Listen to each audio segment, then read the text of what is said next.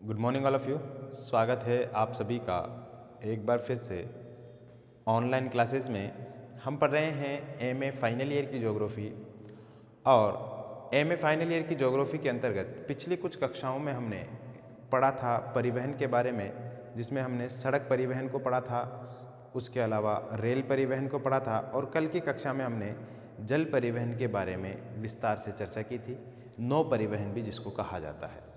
आज की इस कक्षा में हम परिवहन के टॉपिक को आगे बढ़ाते हुए आखिरी प्रकार का जो परिवहन है उस परिवहन के प्रकार को पढ़ते हैं, जिसको एयर ट्रांसपोर्ट के नाम से जाना जाता है, जिसको वायु परिवहन के नाम से जाना जाता है।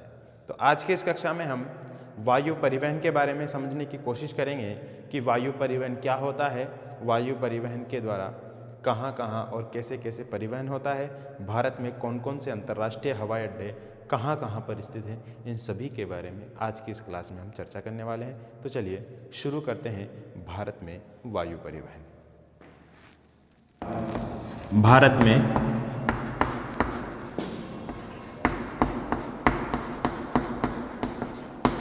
वायु परिवहन। भारत में वायु परिवहन आज की इस कक्षा में पढ़ने से पहले हम यह जान लेना जरूरी है हमारे लिए कि वायु परिवहन भारत में स्टार्ट कब हुआ, शुरू कब हुआ।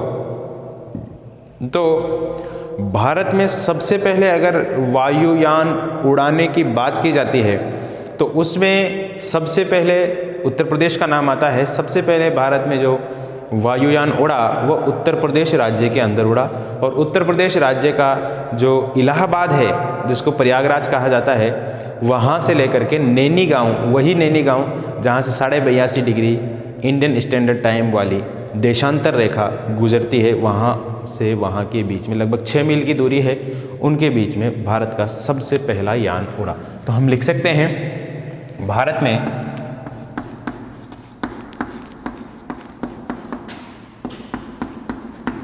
वायु परिवहन की शुरुआत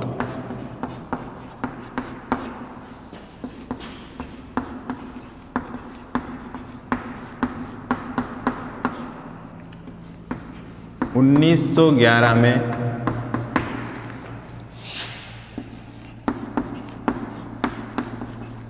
उत्तर प्रदेश से हुई,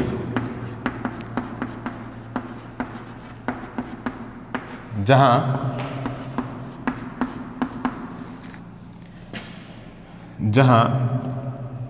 एक ट्रायल के रूप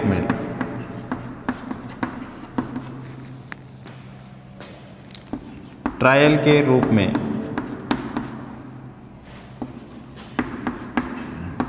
डाक विमान को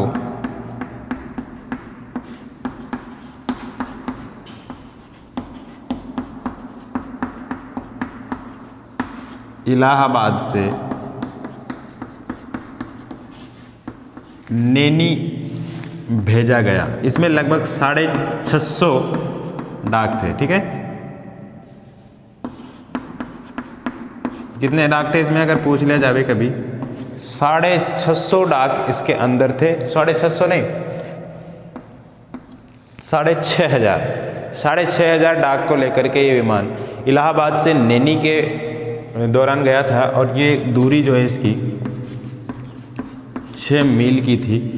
अब देखिए ये नैनी वही है जहाँ से इलाहाबाद का नैनी गांव पूर्वी देशांतर रेखा 82.5 डिग्री IST जिसको बोलते हैं इंडियन स्टैंडर्ड टाइम, वो वाली गुजरती है वहीं से। ठीक है, तो यह बात तो हमारी क्लियर होनी चाहिए कि भारत में शुरुआत कहाँ से हुई। शुरुआत हुई है इलाहाबाद से नैनी के बीच में, और ये गया था 1911 में, 1911 में गया था। 1911 में ये विमान उड़ने के बाद, हालांकि इसमें कोई व्यक्ति नहीं बैठा था, केवल डाक को भेजा गया था। ठीक है, इसके बाद जो नागरिक विमान था, सबसे पहले लोगों को इधर से उधर ले जाने के लिए नागरिक विमान भारत में सबसे पहले जो उड़ा था वो 1912 में उड़ा था। कहाँ से कहाँ के बीच में? लाहौर से कराची के बीच में,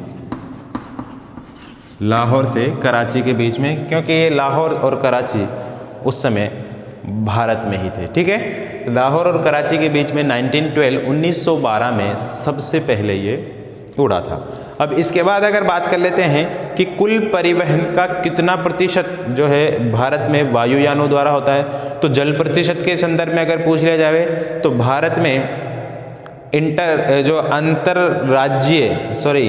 अंतर्देशीय देश के अंदर जितना भी परिवहन होता है उस परिवहन का मात्र 1% जल परिवहन व्यय करता है, जबकि अगर पूरे परिवहन की बात कर ली जाए भारत में होने वाला तो कुल परिवहन का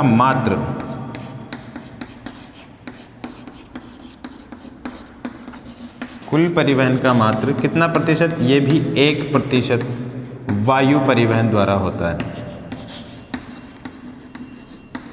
वायु परिवहन द्वारा सबसे ज़्यादा किस में हो जाएगा फिर, सड़क परिवहन और रेल परिवहन द्वारा, यानी कि स्थल परिवहन द्वारा सबसे ज़्यादा किया जाता है। जल परिवहन द्वारा भी 1% है, वायु परिवहन द्वारा भी 1%। हालांकि बाहर की बात की जाए, देश के बाहर से जितना भी भारत परिवहन करता है माल का और यात्रियों का, तो सबसे ज़्यादा माल में तो कौन आ जाएगा, जल परिवहन, और यात्रियों में कौन आ जाएगा, वायु परिवहन।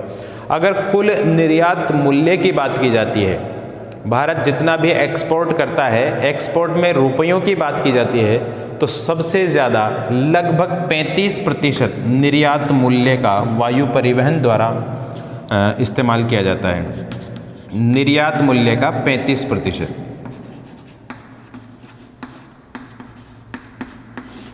वायु परिवहन द्वारा, यानी कि वायु परिवहन एक ऐसा साधन है जिसके द्वारा भारत में कीमती वस्तुओं को एक स्थान से दूसरे स्थान पर, एक देश से दूसरे स्थान में, दूसरे देश में भेजा जाता है। यानी कि भारत कुल निर्यात मूल्य का 35% जो निर्यात करता है वो वायुयान द्वारा करता है, क्योंकि वायुयान एक ऐसा साधन है, बहुत तीव्रतम साधन है और बहुत महंगा साधन है परिवहन का। तो तीव्रतम होने की वजह से बहुत ज़्यादा कीमती चीज़ें जो जल्दी ख़राब हो जाती है, या बहुत ज़्यादा कीमती चीज़ें जिनको समुद्री रास्तों से लाया जाए तो चोरी होने का, गिरने का समुद्र में, या डकैती होने की वजह से डर रहता है, तो उनको इससे लाया जाता है। तो कीमती सामानों को लाया जाता है तो कीमती सामानों की कीमत भी ज़्यादा होती है। इस वजह से 35% जो एक्सपोर्ट और इंपोर्ट वाले साधन हैं उनमें वायु परिवहन का योगदान इतना है। अब इतना हमने देख लिया, अब देखते हैं वायु परिवहन की कुछ खासियतें, क्या क्या विशेषता हैं वायु परिवहन की, उसको भी हम देख लेते हैं।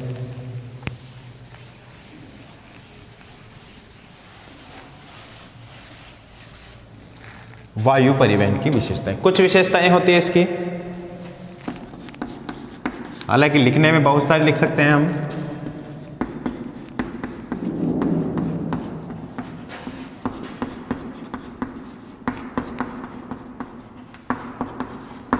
सबसे पहली विशेषता हम क्या लिखेंगे इसमें वायु परिवहन की विशेषताओं के अंतर्गत, कि यह सबसे तीव्र परिवहन का साधन है।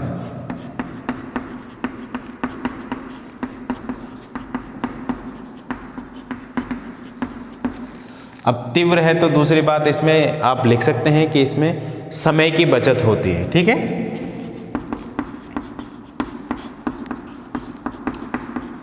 समय की बचत, यानी कि आप परिवहन के साधन द्वारा, अगर सड़क परिवहन द्वारा भारत से नेपाल की तरफ जा रहे हैं, पाकिस्तान की तरफ जा रहे हैं, अमेरिका की तरफ जा रहे हैं, अमेरिका तो संभव ही नहीं है सड़क द्वारा, तो वहाँ जाने में आपको हो सकता है दिन लगे बहुत सारे, लेकिन वायुयान द्वारा जाएंगे आपको तो 1000 किलोमीटर प्रति घंटे की रफ्तार से आप जाएंगे और कुछ ही घंटों में आप दूसरी जगह पर पहुँच जाएंगे, दूसरे देशों में पहुँच जाएंगे। समय की बचत होती है, तीव्रतम है, और तीसरा कह सकते हैं सबसे महंगा साधन। सबसे महंगा है ये, जाहिर सी बात है, जो सबसे तेज होगा, जो आपका समय बचाएगा वो ज़्यादा महंगा होगा। ठीक है, तो सबसे महंगा है, जाहिर सी बात है। सबसे इम्पोर्टेंट बात यह है कि वायु परिवहन द्वारा दुर्गम स्थानों पर, दुर्गम स्थान, पहाड़, पर्वत और सुदूर रेगिस्तान और बर्फीले क्षेत्रों में आसानी से जाया जा सकता है। बर्फीले क्षेत्रों तक पहुंच है इसकी, समझ रहे ना। बर्फीले क्षेत्र यानी कि हम अगर साइबेरिया जाना चाहते हैं, हम अगर उत्तरी ध्रुव पर जाना चाहते हैं, हम अगर दक्षिणी ध्रुव पर जाना चाहते हैं, हम ऐसे द्वीप पर जाना चाहते हैं जो हमने सुना है, हम फिजी द्वीप पर जाना चाहते हैं, हम कनारी जलधारा वाला कनारी द्वीप देखना चाहते हैं, हम बरमूडा जाना चाहते हैं, तो ऐसे क्षेत्रों में जाने के लिए सिर्फ और सिर्फ एकमात्र साधन क्या है? वायु परिवहन का है। ठीक है, वहाँ पे सिर्फ वायु परिवहन द्वारा ही हम पहुँच सकते हैं और दूसरा साधन एकमात्र हमारे पास रहता है। अगर द्वीपों की बात करें तो जल परिवहन का रहता है। लेकिन अगर सहराओं की बात करें, जो गर्म सहरा होते हैं, मरुस्थल जिसको बोलते हैं, मरुस्थलों में अगर हम जाएं, अरब के मरुस्थल की एक बहुत ऊंची चोटी पर हमको जाना है, तो वहाँ पहुँचने के लिए हमको पैदल चलना संभव नहीं है मरुस्थलों में। दूसरी बात, ऊँटों के ऊपर भी आप पहाड़ों पर तो जा नहीं सकते, तो आपको जाने के लिए इसका साधन को ही अपनाना पड़ेगा। दुर्गम पहाड़ियों पे, ऐसी पहाड़ियाँ जहाँ पर पहुँचना संभव नहीं है, बीच में खाइयाँ आती है, ऊपर बहुत ज़्यादा ढलान है, उसकी पीक पर पहुँचने के लिए आपको वायु परिवहन की आवश्यकता पड़ेगी। ठीक है, तो दुर्गम स्थानों पर जाने के लिए वायु परिवहन की आवश्यकता पड़ती है। ये कुछ विशेषताएँ हैं इसकी। इसके अलावा अगर बात कर लें वायु परिवहन की, तो वायु परिवहन में एक बात और है कि ये परिवहन जो है ऐसा परिवहन है जिसके माध्यम से आपातकाल, यह कह सकते हैं कि प्राकृतिक आपदा,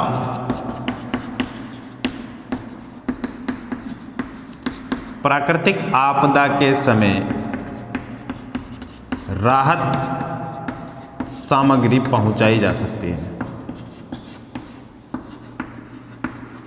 आपने देखा होगा कई इलाके बाढ़ग्रस्त हो जाते हैं बारिश के दिनों में, तो उन बाढ़ग्रस्त इलाकों में सहायता पहुंचाने के लिए ऊपर से बिस्किट के पैकेट, पानी की बॉटल्स, दूध वगैरह ये सप्लाई करने में ये बहुत काम आता है। इसके अलावा आपदा और राहत के कार्यों में अगर कोई इंसान डूब रहा है तो ऊपर से एक हेलीकॉप्टर आता है, वो नीचे से एक जना ऊपर से एक जना रस्सी के माध्यम से उतरता है, उसको पकड़ करके ऊपर ले जाता है, तो ये आपदा प्रबंधन में भी काम आता है। इसके अलावा बहुत ज़्यादा ऊंची बिल्डिंग है, 70 माले की, 20 माले की, 25 माले की, तो ऐसी बिल्डिंगों में ऊपर वाली बिल्डिंग पर आग लग गई है तो दमकल की वहाँ तक पहुँचने की कोई संभावना ही नहीं है। तो एयर हेलीकॉप्टर लाया जाता है और उससे पानी की बौछारें दी जाती है वहाँ पर, उससे जो है उसको बुझाने का प्रयास किया जाता है। किसी इंसान की, आपातकाल का मतलब समझा रहा हूँ मैं आपको, किसी इंसान की बहुत ज़्यादा तबीयत ख़राब है तो उसको बड़े हॉस्पिटल में पहुंचाने के लिए एयर एम्बुलेंस की व्यवस्था की जाती है।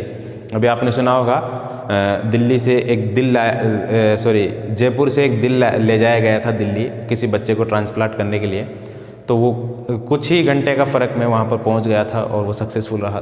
तो ये सारी चीज़ें होती है जो आपातकाल के समय वायु परिवहन द्वारा काम में ली जाती है। ठीक है, तो ये कुछ विशेषताएँ हैं इसकी, इन विशेषताओं को आप जहन में रखिएगा, ये हमारे काम आने वाली है। अब देखते हैं हम भारत में परिवहन की तरफ बढ़ते हैं और देखते हैं क्या क्या कुछ और चीज़ें हैं, उसको भी हम इस कक्षा में देख लेते हैं।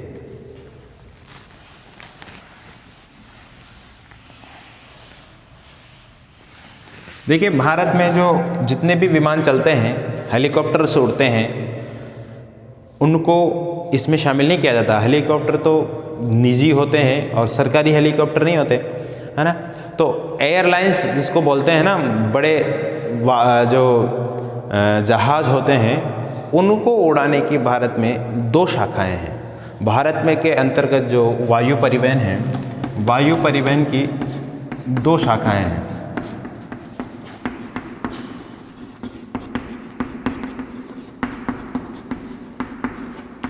दो शाखाएं हैं, जिनमें एक तो है इंडियन एयरलाइंस, सुना होगा आपने नाम, इंडियन एयरलाइंस, और एक है एयर इंडिया। ये दोनों जो है देश और विदेश में नागरिकों को पहुंचाने के लिए, वहाँ से नागरिकों को लाने का कार्य करती है। यानी कि देश और विदेश में क्या करती है, ये परिवहन के साधन उपलब्ध कराती है, वायु परिवहन के। ठीक है, तो इंडियन एयरलाइंस ये जो है ये देश में, यानी कह सकते हैं घरेलू और पड़ोसी देशों में, देश की और देश के अंदर की, यानी कि घरेलू डोमेस्टिक, और पड़ोसी आसपास के जो देश है भारत के, श्रीलंका हुआ, पाकिस्तान हुआ, इधर से बांग्लादेश हुआ, इन देशों में पहुंचाने के लिए लोगों को इंडियन एयरलाइंस कार्य करती है। जबकि एयर इंडिया विदेशों में, अन्य देशों में, विदेशों में परिवहन का कार्य करती है। बात समझने की है, एयर इंडिया और इंडियन एयरलाइंस दो अलग अलग है, इन दोनों का कार्य भी अलग अलग है। इंडियन एयरलाइंस का कार्य घरेलू उड़ानों को देखने का होता है, जबकि एयर इंडिया का कार्य क्या है, विदेशों में। अब 2010 के अंतर्गत सन 2010 में इन दोनों का विलय कर दिया गया, दोनों का विलय कर दिया गया, यानी कि दोनों को शामिल में कर दिया गया, मिला दिया गया, और इसके स्थान पे एयर इंडिया लिमिटेड की स्थापना कर दी गई।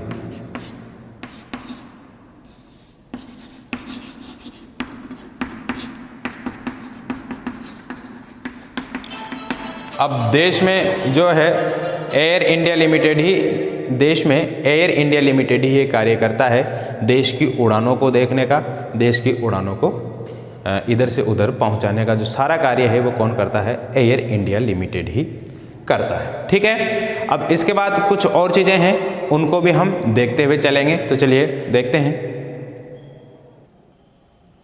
इनके अलावा भी देश में जो है बहुत सारी निजी कंपनियां भी है जो एयरलाइंस प्रदान करती है इंडिया को, जो नागरिकों को एक स्थान से दूसरे स्थान तक ले करके जाती है। जिसमें अगर बात कर लें प्राइवेट कंपनियों की, प्राइवेट एयरलाइंस की, तो उसमें आपने किंगफिशर का नाम सुना होगा, किंगफिशर विजय माल्या वाला, ये उड़ान चलती है एक। इसके अलावा स्पाइस जेट चलती है, स्पाइस जेट, जेट एयरवेज के नाम से चलती है, जेट एयरवेज। इंडिगो नाम से एक चलती है, ये भी प्राइवेट कंपनी है, निजी कंपनी के विमान है। इसके अलावा गो एयर इंडिया, इसके विमान भी चला करते हैं। ये सभी कुछ कंपनियां जो है ये प्राइवेट सेक्टर की कंपनियां हैं जो भारत में अपने विमानों को नागरिकों के लिए एक स्थान से दूसरे स्थान पर उड़ाती है। ठीक है, तो निजी क्षेत्र की कंपनियां हैं। देश में सरकारी क्षेत्र की एयरलाइंस थी, एयर इंडिया, इंडियन एयरलाइंस, और एयर इंडिया के नाम से दोनों का विलय एयर इंडिया लिमिटेड में 2010 में कर दिया गया है। ये सारी बातें आपको जहन में रखनी होगी, याद रखनी होगी। वर्तमान में अगर बात कर ली जाए प्रेजेंट में, तो देश में लगभग 125 हवाई अड्डे हैं, 125 हवाई अड्डे वर्तमान में। उनमें से 26 या 27 हवाई अड्डे ऐसे हैं जो अंतर्राष्ट्रीय हवाई अड्डे हैं, बाकी हवाई अड्डे देश के अंदरूनी क्षेत्रों में ही उड़ान भरने के लिए जाने जाते हैं। ठीक है, अभी हम सभी हवाई अड्डों को पढ़ेंगे। देश में 125 जो हवाई अड्डे हैं वो हवाई अड्डे नागरिकों को, एक पत्तन बोलते हैं ना, पत्तन, जिस तरीके से रेल जहाँ रुकती है उसको स्टेशन बोलते हैं, बस जहाँ रुकती है उसको स्टैंड बोलते हैं, बस स्टैंड, और जहाज जहाँ रुकते हैं उनको पत्तन बोलते हैं, यानी कि बंदरगाह, और इसको बोलते हैं पत्तन, हवाई अड्डा, एरोड्रम्स। ठीक है, तो देश में जितने भी एरोड्रम्स है उन सभी की देखरेख और उन सभी के रखरखाव और मरम्मत का कार्य कौन करता है? भारतीय विमान पत्तन प्राधिकरण। कौन करता है? भारत के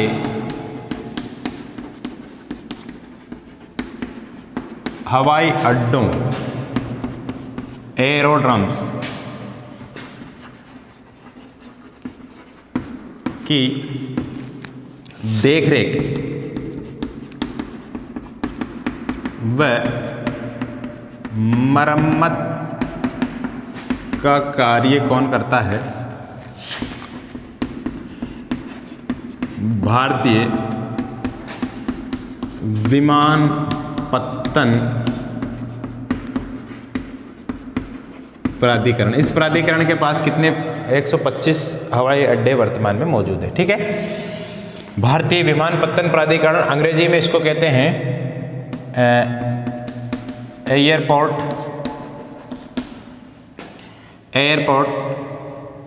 अथॉरिटी ऑफ इंडिया,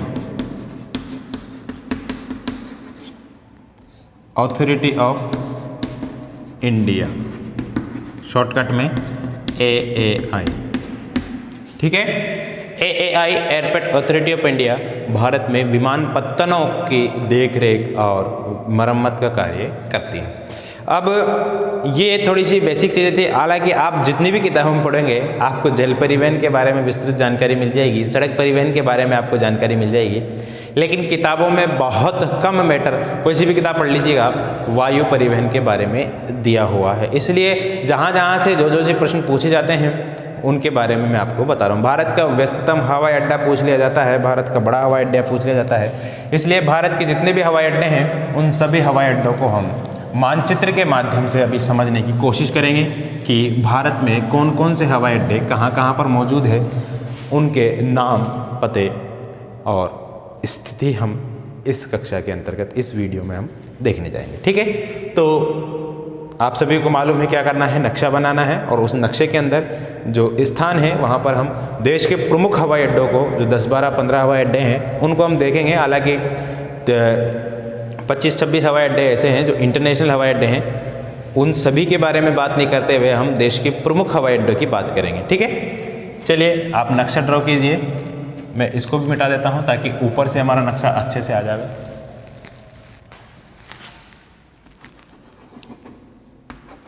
नक्शा बना लीजिए।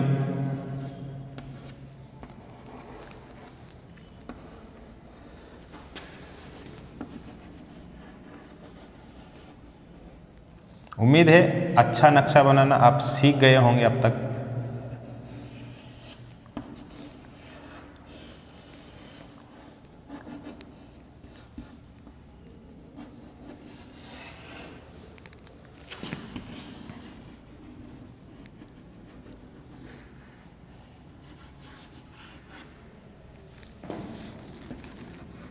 ये लीजिए भाई, हमारा नक्शा लगभग तैयार है।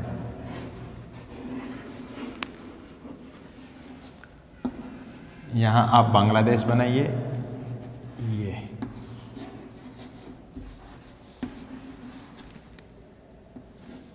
फिर इसको इससे मिला दीजिए। ले, नक्शा बन गया हमारा भारत का। अब इस भारत के नक्शे में हम प्रमुख हवाई अड्डों को दर्शाएंगे। देश में कौन कौन से प्रमुख हवाई अड्डे, उनकी स्थिति कहाँ कहाँ पर है, उन सभी को हम देखेंगे इस कक्षा में। चलिए, तो देखिए, सबसे पहले देश के 4 बड़े हवाई अड्डे जो देश की क्या कहते हैं उसको, महानगर है, उन महानगरों के हवाई अड्डों को देख लेते हैं कहाँ कहाँ स्थित है। देखिए 4 महानगर है, चारों महानगरों के हवाई अड्डों के नाम आपको याद होने चाहिए। इनके उपनाम भी है। एक दिल्ली है, दूसरा आप सभी को मालूम होगा मुंबई है, तीसरा चेन्नई है, चौथा कोलकाता है। स्वर्णिम चतुर्भुज योजना भी हमने यहीं पर देखी थी। चारों राज्यों में यहीं से चारों को जोड़ा गया था। सड़क मार्गों द्वारा भी 4 रेल मंडल हमने देखे थे, उत्तर, पश्चिम, दक्षिण, पूर्व, ये भी यहीं पर मौजूद है। और हमने देखा है हवाई अड्डों की स्थिति, तो इंटरनेशनल हवाई अड्डे जो व्यस्ततम है वो भी यहीं पर मौजूद है। तो चारों महानगरों को आप जहन में जरूर रखना। देखिए, इंदिरा गांधी इंटरनेशनल एयरपोर्ट इसका नाम है। क्या नाम है, यहां लिख देता हूं मैं, इंदिरा गांधी अंतर्राष्ट्रीय हवाई अड्डा। अंतर्राष्ट्रीय हवाई अड्डा, ये इसका नाम है। ये कहाँ है? पालम, नई दिल्ली में, दिल्ली। ठीक है, इसको आप लिख लीजिए। इंदिरा गांधी इंटरनेशनल हवाई अड्डे की जहाँ पर बात आ जाती है तो वो कहाँ है? पालम, नई दिल्ली के अंतर्गत। और अगर मुंबई वाले हवाई अड्डे का नाम पूछा जाए तो छत्रपति शिवाजी अंतर्राष्ट्रीय हवाई अड्डा, इसको सांता क्रूज भी कहते हैं, सांता क्रूज पर है ये। ठीक है, सांता क्रूज, ये कहाँ है? मुंबई में। इनके नाम आप जरूर याद रखना। ये इंटरनेशनल एयरपोर्ट है छत्रपति शिवाजी अंतर्राष्ट्रीय हवाई अड्डा, सांता क्रूज, मुंबई में मौजूद है। और चेन्नई वाले हवाई अड्डे का क्या नाम है? चेन्नई वाले हवाई अड्डे का नाम है मीनाम्बकम, मीनाम्बकम हवाई अंतर्राष्ट्रीय हवाई अड्डा। ये कहाँ है आपका? चेन्नई में। कहाँ है? मीनाम्बकम, चेन्नई में है। ठीक है, तो ये 3 हो गए। इसके अलावा इसका नाम क्या है? इसका नाम है नेताजी सुभाष चंद्र बोस अंतर्राष्ट्रीय हवाई अड्डा। इसको किस नाम से जाना जाता है? इसका दूसरा नाम है दमदम। ये कहाँ है गुरुजी? ये है कोलकाता। ठीक है, तो ये देश के 4 हवाई अड्डे हैं जो अंतर्राष्ट्रीय उड़ानें भरते हैं, अंतर्राष्ट्रीय उड़ानों के लिए फेमस। ठीक है, और चारों महानगर। इसके अलावा कुछ और हवाई अड्डे हैं, उनके बाद हम जिक्र कर लेंगे, उनको भी हम देख लेंगे। ठीक है, अगर लखनऊ की बात करते हैं यहाँ पर लखनऊ में, तो लखनऊ में जो हवाई अड्डा है उसका नाम है चौधरी चरण सिंह। ये देखिए, देश के महान इंसान जिनको कहा जाता है उनके नाम पर इन हवाई अड्डों के नाम रखे गए हैं, इसलिए कंफ्यूज हो जाता है। कई बार परीक्षाओं में पूछा जाता है कि चौधरी चरण सिंह हवाई अड्डा कहाँ स्थित है, तो हम थोड़ा सा सरदार शिवाजी, छत्रपति शिवाजी हवाई अड्डा कहाँ है, राजीव गांधी कहाँ है, इंदिरा गांधी कहाँ है, इस तरीके से हवाई अड्डों के नाम पूछ लिए जाते हैं। तो इसलिए हमको सचेत होने की ज़रूरत है। चौधरी चरण सिंह अंतर्राष्ट्रीय हवाई अड्डा। ठीक है, तो ये कहाँ पर मौजूद है? लखनऊ में। इसी के पास वाराणसी है आगे, यूपी में ही। वाराणसी में कौन सा है? लाल बहादुर शास्त्री अंतर्राष्ट्रीय हवाई अड्डा। ये कहाँ है? वाराणसी में। कहाँ है? वाराणसी में। इसके बाद आगे चलते हैं तो बिहार आ जाता है, और बिहार की राजधानी पटना में कौन सा है? जयप्रकाश नारायण। जयप्रकाश नारायण अंतर्राष्ट्रीय हवाई अड्डा, ये कहाँ है? पटना में। ठीक है, तो इस तरीके से आपको कुछ जो देश के प्रमुख हवाई अड्डे हैं उन हवाई अड्डों को इसी तरीके से आपको याद रखना है। फिर देख लेते हैं अहमदाबाद, यहाँ है। अहमदाबाद में कौन सा है?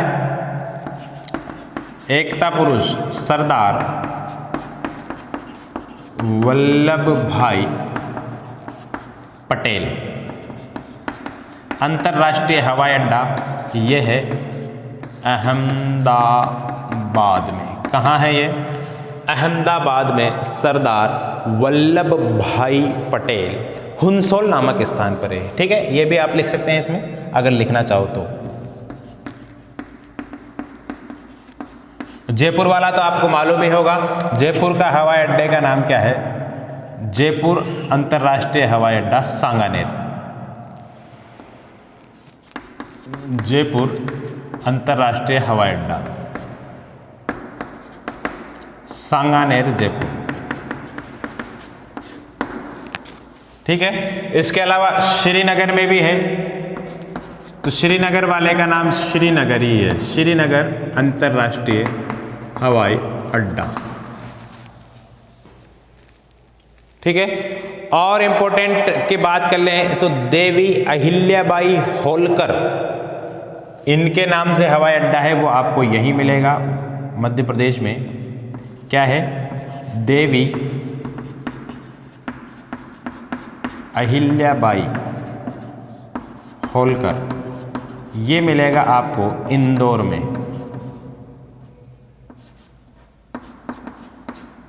कहाँ है ये? इंदौर में।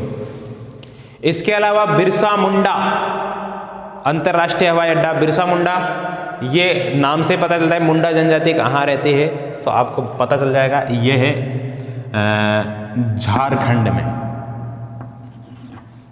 रांची। यहां लिख देता हूं मैं इसको,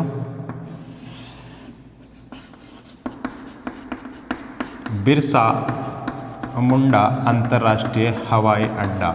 ये कहाँ है? रांची, और रांची से आप झारखंड को समझ सकते हैं। ठीक है। फिर इसके बाद सरदार वल्लभ भाई पटेल हो गया, ये भी हो गया। और इसके बाद कुछ इम्पोर्टेंट हवाई अड्डे कौन से हैं? राजीव गांधी अंतर्राष्ट्रीय हवाई अड्डा, ये कहाँ है? ये यहीं पर मिलेगा आपको, तेलंगाना में। राजीव गांधी अंतर्राष्ट्रीय हवाई अड्डा, ये है हैदराबाद में, तेलंगाना। हैदराबाद, तेलंगाना। नागपुर में कौन सा हवाई अड्डा है गुरुजी? नागपुर में भी एक इम्पोर्टेंट हवाई अड्डा है, वो कौन सा है देख लेते हैं हम। बताइए आप, नागपुर में कौन सा हवाई अड्डा है? नाम मुझे याद नहीं आ रहा उसका। नागपुर में एक हवाई अड्डा है, यहाँ है नागपुर, महाराष्ट्र में। हाँ, इसका नाम है स्वामी विवेकानंद, स्वामी विवेकानंद अंतर्राष्ट्रीय हवाई अड्डा। ये कहाँ है? नागपुर में। इसके अलावा यहाँ पर एक हवाई अड्डा है जिसको कहते हैं त्रिवेंद्रम अंतर्राष्ट्रीय हवाई अड्डा। ये कहाँ है गुरुजी? ये है आपका तिरुअनंतपुरम में, तिरुअनंतपुरम। और ये कहाँ है? केरल में। फिर इसके बाद एक और पूछ लिया जाता है कोच्चि इंटरनेशनल हवाई अड्डा, तो वो कोच्चि केरल में ही मिलेगा आपको, लिख लीजिए कोच्चि। ये भी कहाँ है?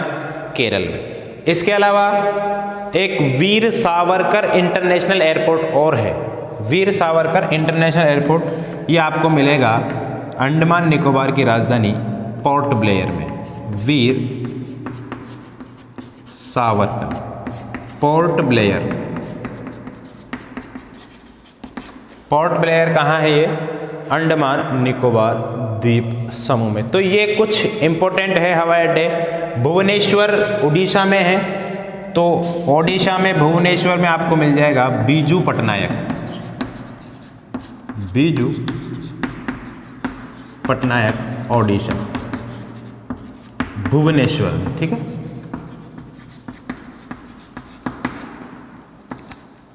बीजू पटनायक भुवनेश्वर में मिलेगा आपको। ये सारे हवाई अड्डे हैं जो आपको यहाँ पर मिलेंगे।